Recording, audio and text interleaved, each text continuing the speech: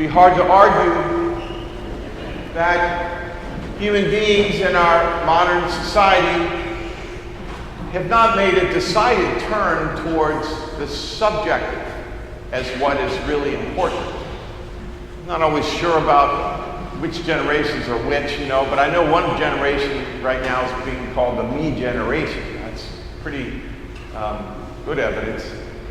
But all of us, I've noticed that our society in general seems to do that.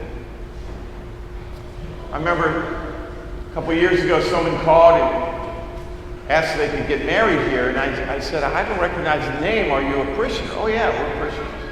I said, oh, I'm sorry. I said, blah, blah, blah. We started talking, and it turned out they hadn't really been here to Mass since even before I came, so I had never actually met them, They decided in their own mind they were parishioners here. There was no idea that the parish had certain criteria of what a parishioner was. And I remember reading a little bit about the American Catholic Church. I don't know, sometime in the 70s, I think it started. And reading some kind of little article, like an interview with someone in that church, says, oh yeah, we're Catholic. We believe in women priests. They had women priests.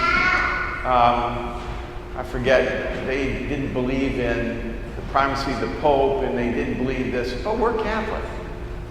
So we have a tendency to decide, and I'm not making fun of anybody, I'm just describing. We have a tendency to decide on our own as opposed to objective criteria.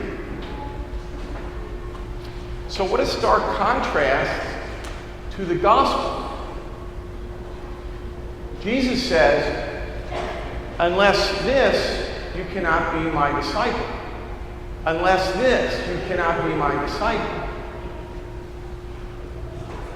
Unless you love me more than anyone else, you can't be my disciple. Unless you pick up your cross and follow me, you can't be my disciple. Even that phrase, we often focus on the cross part of that and forget the follow me part. When you follow someone, you're giving up your own idea of where you should go or what should be happening. You're following someone else. Probably in our society, right now at least, the biggest example of this is the whole gender thing.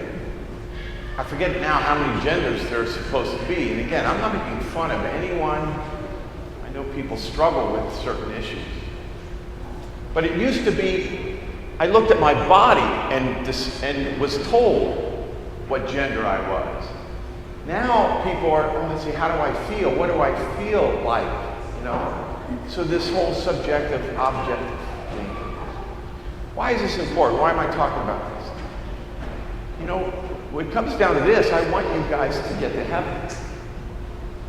And if we decide on our own what following Jesus is, we may not, in fact, be following Jesus. We have to follow the objective criteria that Jesus lays down of what it means to follow him. Remember, just 2 Sundays ago, we heard Jesus say, enter by the narrow gate. That's already an objective criteria, right?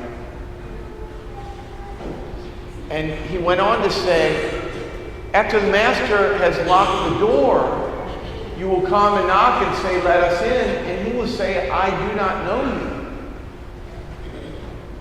And you will say, oh, sure you do. You taught in our streets, in our synagogues. Remember and the master will say, I do not know you.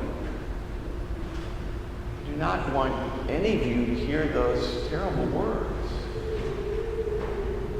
And so if you make up on your own what it means to follow Jesus, which commandments are the real kind of commandments that are important, and which are kind of, I can decide myself on these or not. That's not the narrow gate. That's not following Jesus.